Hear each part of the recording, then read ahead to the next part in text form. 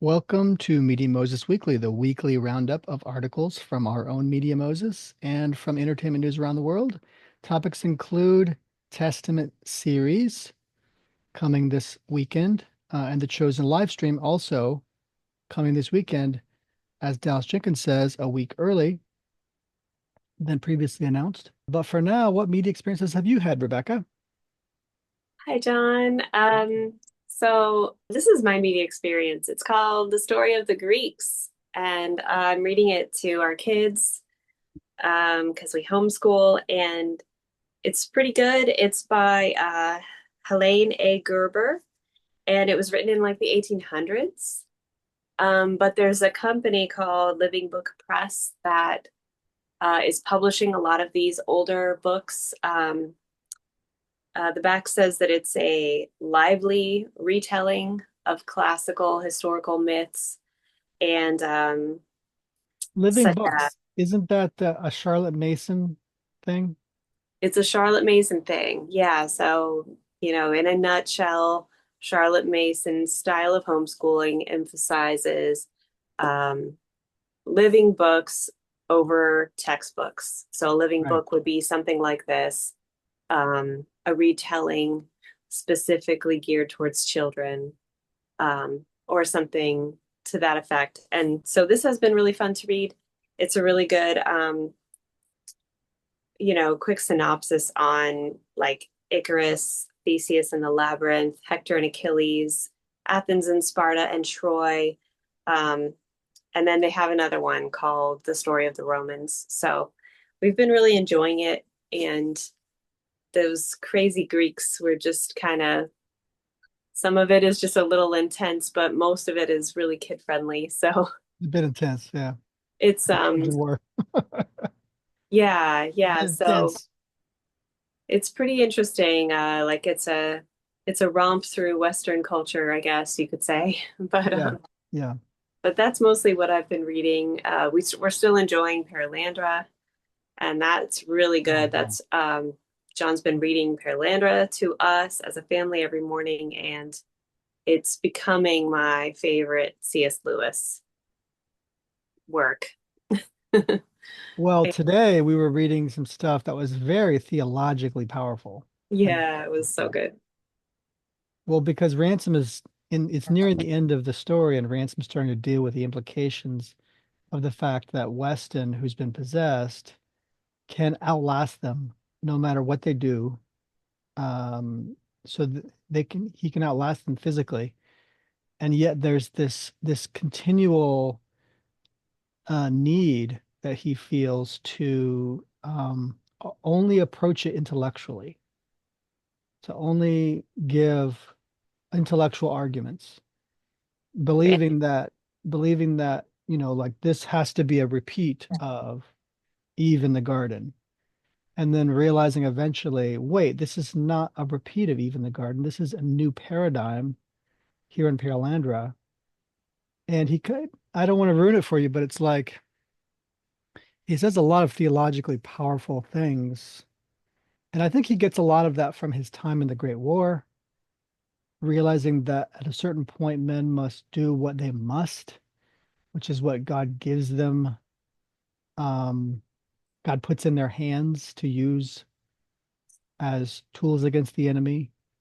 And, there's, oh man, the implications of that and how to show that. Obviously, as you know, I always think about how to show these things in films. Yeah.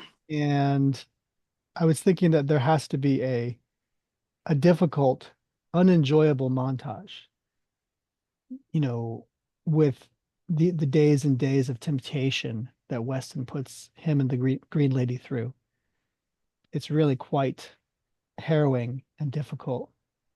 And thankfully, we got to the chapter 11, which is the one where he's like, comes to this realization. Because before this chapter, it was like very difficult to get through. It was you're watching them fall apart and Weston just kind of take over and starting to tempt the Green Lady and destroy her understanding of all these things and start and like she's starting to break down, right, her concept of innocence and beauty and all these things. And Yeah, basically it's like you were watching in slow motion the evil one destroying innocence, like yes, psychologically. So it was very annoying, yeah, uncomfortable, difficult, unpleasant to read, but still difficult to really get through. good. Yeah, but beautiful. Yeah, it's still a beautiful story, and it's a retelling of Adam and Eve in a way, you know. So, except on Perelandra. Yeah. So, What about you? is that your media experiences? Yeah, that's it. That's it for me. Yeah, well, it looks like all of our media experiences have been literary lately. Yeah. I also have been ordering books through the mail. Um, this one is Paradise Regained. A lot of people know about Paradise Lost, but not many people know about Paradise Regained. The story goes that John Milton was challenged by some Quaker guy, I forget his name, but to give an ending to the story of Paradise Lost, which is that, to give hope to people, because Paradise Lost kind of ends with the tragedy, right, of the garden in many ways. And so it is a tragedy. And so following that, therefore, Christianity, it follows it's kind of a beautiful poetic story in some ways, because the Greek tragedy, as you described, as you talked about the Greeks, right?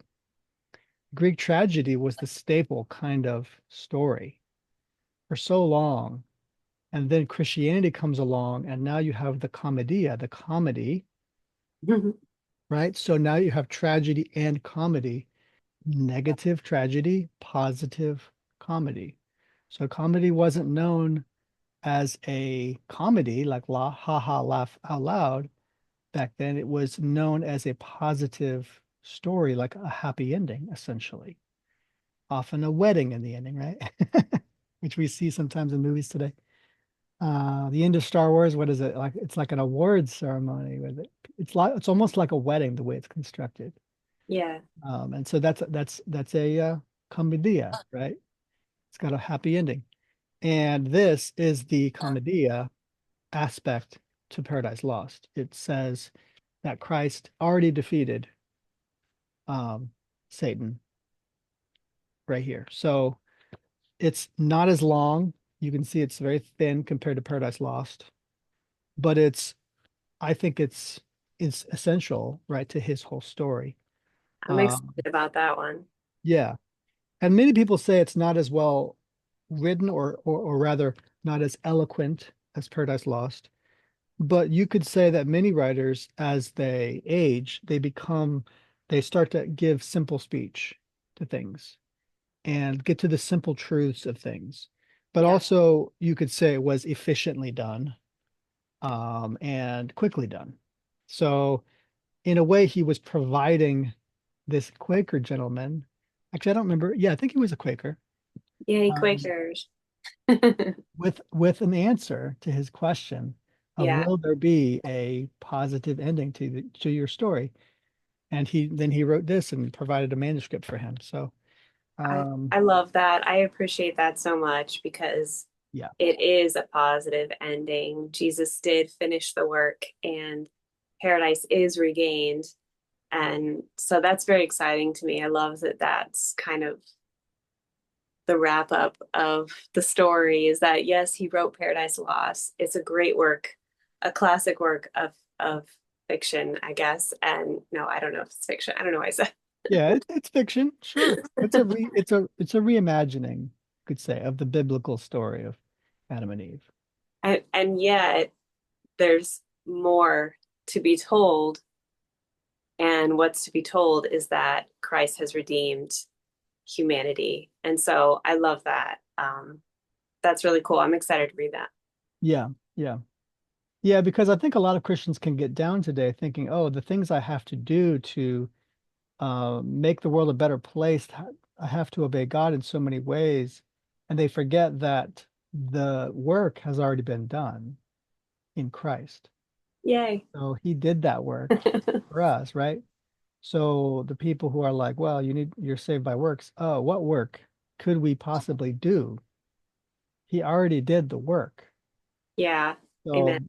So, when people talk about work, there's work you do on the weekend, or there's work you do, you plow the fields, or you go to your job. This is not the work people are describing when they talk about the theology of doing a work, right? They're talking about a work unto salvation, possibly doing some work that a human being could do to gain salvation. And there's a simple answer to that. It's zero. You can do zero work to gain salvation. Yeah. So I I think I'm not sure if it's Galatians or Ephesians, but it states very clearly, salvation is not by works lest any man should boast. Yeah. So it's very clear that Christ finished the work already. We just have to fully trust in him and love him. And when we love him, it empowers us to obey him and not sin. So Amen. that's actually very clearly stated as well. I believe in one of the letters of John, it's literally stated that way.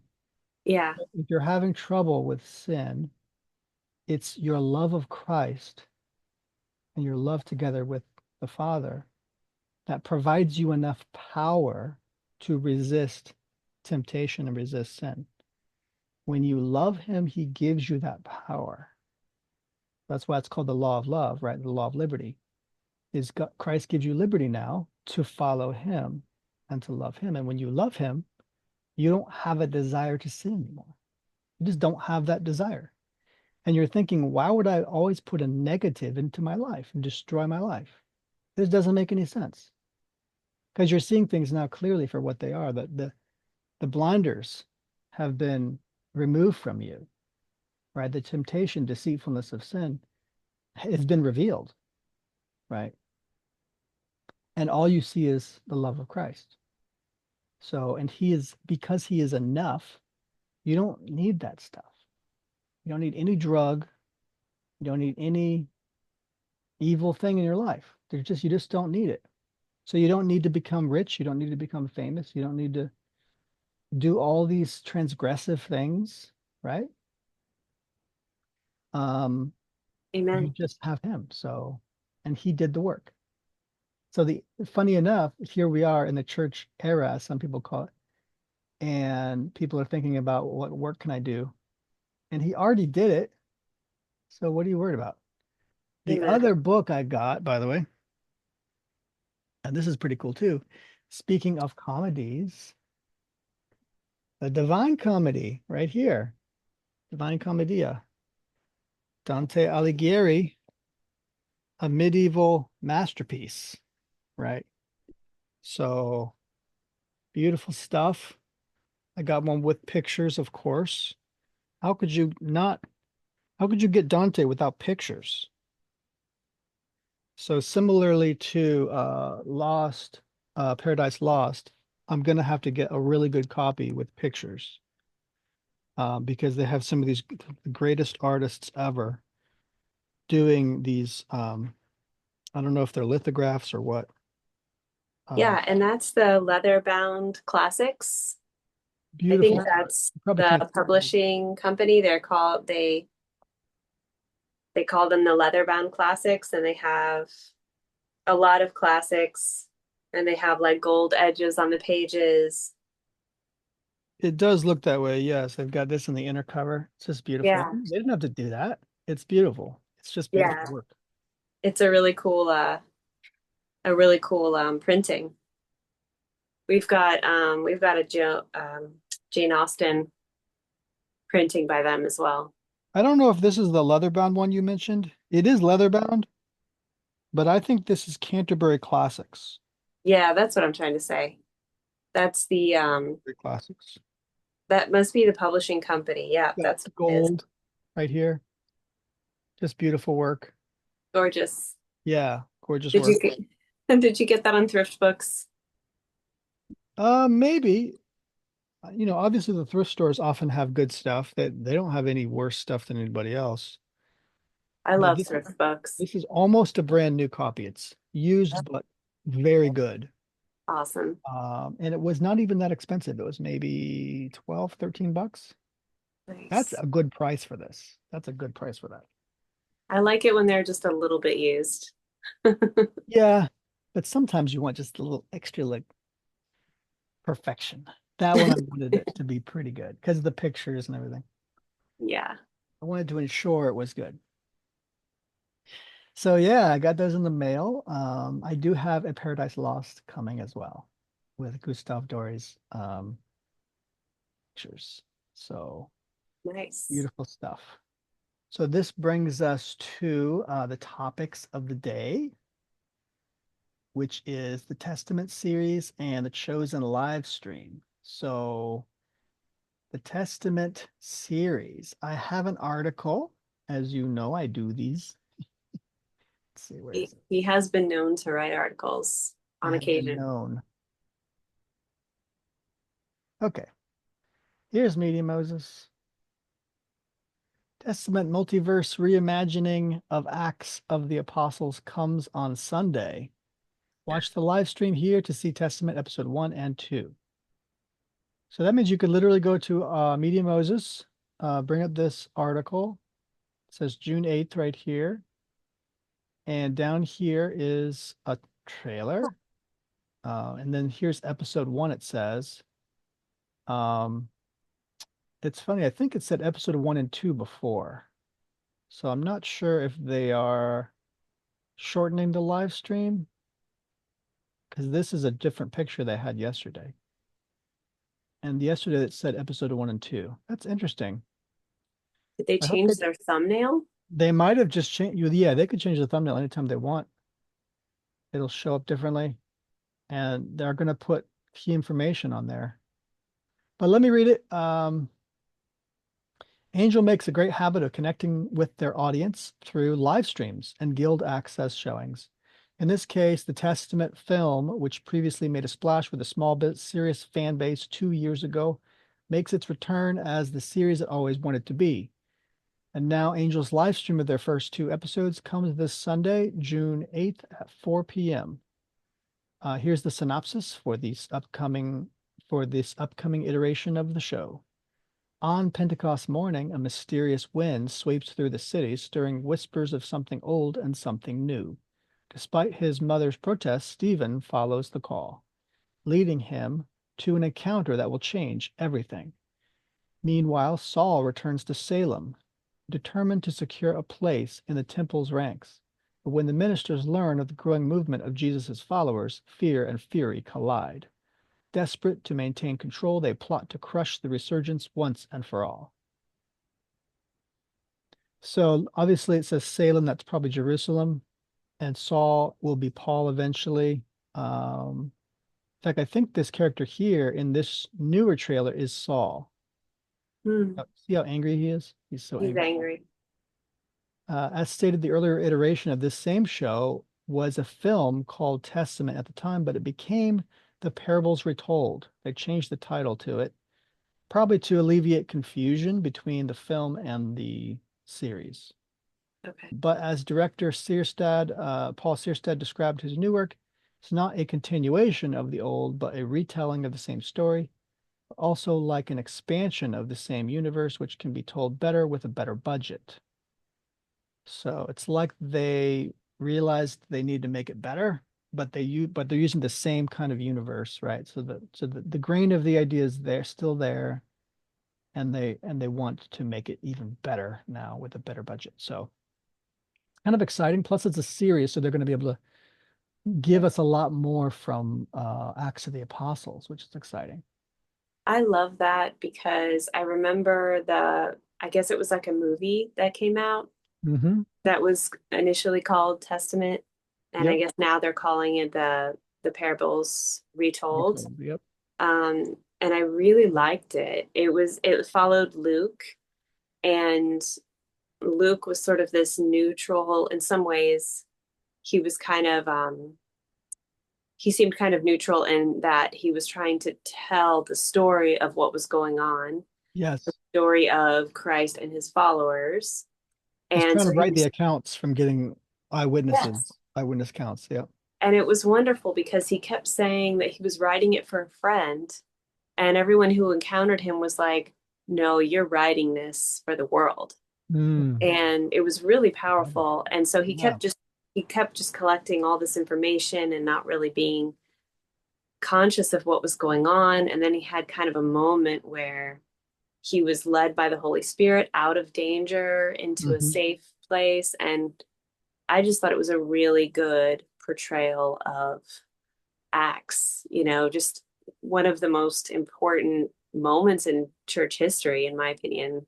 Absolutely. Pentecost, the numbers were added, like the church grew by 3,000 on Yeah. that day. Like it's just wild. Yeah. And it's definitely a story that needs to be told. So I'm really excited for this show. Yeah, and they really punctuated it too with the urgency of that moment. That they always seem to be on the run from the authorities in Right. the initial film, and so the pacing of it was exciting and Yes. interesting, and also just the fact that they're kind of translating it into the modern world, but they're not allowing things like a lot of technology Yeah, into it. So everything looks modern, but it feels kind of ancient in a way. So that's right. Yeah, yeah, it's not a period piece. It's not a sword and sandal kind of right, vibe at all. right. And you could say, well, this is makes their show very efficient to make. You could Mhm. say that, I suppose.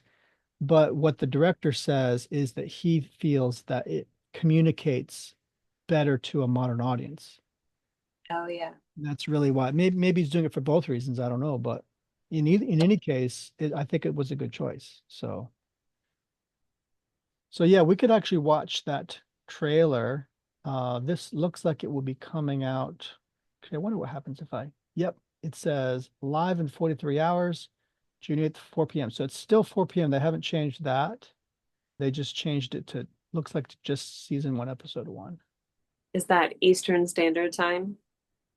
Yeah. So 4 p.m. where we're at in Eastern Standard Time. You want to watch this trailer? Sure. Did you steal his body from the tomb? Why do you keep asking about the body? Did you take it?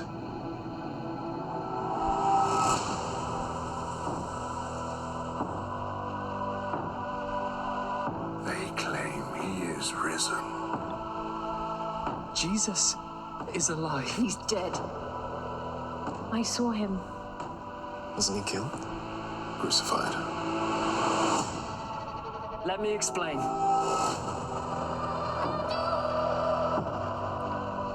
That sound.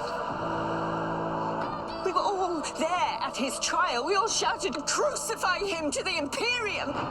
Stephen, you're too smart for this. I just know it's true. It's something old.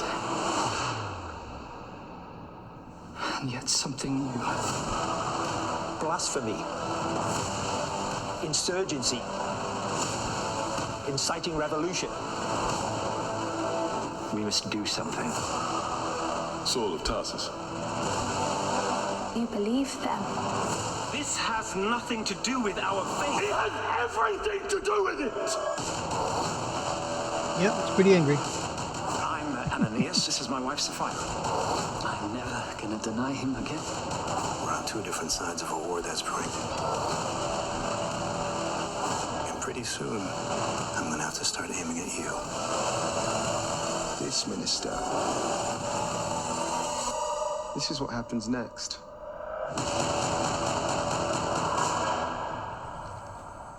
Wow. What do you think? That that I'm excited. That sounds amazing. Yeah, it does have a real English quality to it, I have to say. Hmm. Um, Hooray for English drama. yeah. Yeah, that looked great. Yeah, so that's Testament. It looks interesting. I think the Roman Empire is called the Imperium in it, which kind Mm, of makes sense. Although I have to notice that it doesn't seem to have a lot of Jewish elements to it. What would that look like? mm, Right? And obviously you really can't understand much of the gospel and much of that time without understanding the Jewishness of it. So I find that to be one of the only things that seemed lacking in the visuals there. Obviously, I haven't seen this one yet, but it's coming Sunday at 4 p.m. So hopefully we will see that. And hopefully, even if it is just episode one, that it will be a really good episode. Yeah, any other extra thoughts about Testament? No, I'm just excited. It's great material to make a show out of. Looks well made. The Book of Acts. Yeah, good acting. A lot of the guys he got are professional pro London actors. Good Excited. writing. Yeah. You can tell that they are some passionate actors. They got pathos. Yeah. It's what you need as an actor. So let's see what's next up. Next up, we have the Chosen live stream. This is a similar kind of situation to Testament, right? Let's go back to this article. The Chosen season 5 debuts first episode a week early. Excited? I know I am. The official live stream, it states the reason that they surprised us all. Said, okay, we lied, not on purpose. We told you season 5 begins streaming June 15th on Prime Video, which is true. Truth is, Amazon agreed to debut episode 1 week earlier, free to the whole world. And Dallas wants you there. Join him and some cast for a special early season premiere live stream from That's a Surprise. But we know where it is, don't we? We have an article on this very thing, and I tell you where it is. The article is right here. So go to that article if you want to find out where this live stream is taking place. Back to what he says. Let's just say that we are filming part of the crucifixion season from an important new location, and you're going to find out on the live stream. Along with watching the episode together, hearing from the cast, and giving you some amazing season 6 behind the scenes footage that Dallas will share, your chance to see another episode before it releases on Prime Video, new gifts, very important news about the season 6 finale and how you can be involved, the international streaming release schedule for season 5. Can't wait to see you there at 8 p.m. Eastern Time on June 8th. Don't worry, episodes 1 and 2 will still debut a week later on Prime. So if we miss these live streams, you'll still be able to make the June 15th date on Prime. What did he say up here? He said, chance to see yet another episode before it releases on Prime Video. What do you think that is? That means they could show episode 2 also before it airs on June 15th. What other episode would he be talking about?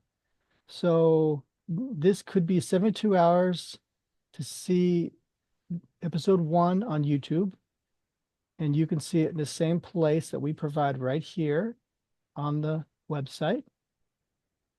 And then after that, they're going to probably let you know when another live stream will be before it debuts next week, the 15th. That's exciting. So I say, did you hear that? It's going to be free to the whole world, yes, for 72 hours. Also, another episode may be released for free before June 15th. And something we've taken note of in our previous article about the show, they will be broadcasting from a special location. Many of you who read our articles will know what that is. Check out our older article on this. You know what it is. It literally says right in the title, season 6 films in Italy. And we talked about how somebody else is filming in Italy this summer in Cinecittà Studios, Cinecittà in Italy. Mel Gibson's The Resurrection of the Christ is filming in Italy this summer. If that isn't special, I don't know what is. Like, imagine that Mel Gibson shows up in the live stream. I don't know if that's going to happen. He might be busy or whatever, but and I don't know if it's going to be the same studio, but what I do know is it's going to be in Italy, probably in Cinecittà Studios. So that's exciting. Wow. Yeah, isn't it? That's pretty cool. If you guys have seen The Passion of the Christ, you know the kind of beauty we're talking about with his film. The Resurrection of the Christ is probably, I love The Chosen. It's a beautiful film compared to almost every faith-based film ever made. But Passion of the Christ is still more beautiful. It's just incredible work. By the way, I provide a little extra clip here of Jesus cleansing the temple. It's a beautiful thing. Here's the live stream itself. So go there to our article and you can watch it there when you want on Sunday night at 8 p.m. So weigh in on what you think of the reveals. If you like the episode, let us know down here in the comments. I'm excited this weekend. Me It'll be too. our first episode. So, and the first episode is pretty good. Did you see the first episode with me? I forgot. Yeah, I saw the first one in the theater with you, but that's the only one I've seen. But it was very good. It was That one and was two though, wasn't it? yeah, it was Jesus cleansing the temple. Well, first entering Jerusalem, riding a Triumphal entry. donkey, Yep. and that was pretty amazing. And then cleansing the temple, that was pretty cool too. I think Yeah. that's all it was, but it was great. Yeah, I mean it's not easily summed up. It's a beautiful thing. It shows him at a wedding. Remember that wedding he was at? That's right. Yeah. A lot of good things in those episodes. Yeah, I really enjoyed the way they just had people just quoting the Psalms, just like people in the street, just like Yeah. quoting the Psalms. Like we just get together and quote the Psalms together. This is just normal Jewish life. Right. That's just normal Jewish, that they're a very literate culture. Yeah. They all have the Bible in common, the Old Testament, the Torah. Yeah. Have It that was, in common, and they're expected to know it. So this brings us to the main topic this evening, which is small creators believing the best. I hope you enjoyed your week. Our Media Moses articles can be found on MediaMoses.com. Paid and unpaid subscriptions are available. Next up, our main topic is over on Cultural Warfare with Jon Croft. See you in a minute as we transition over to that channel.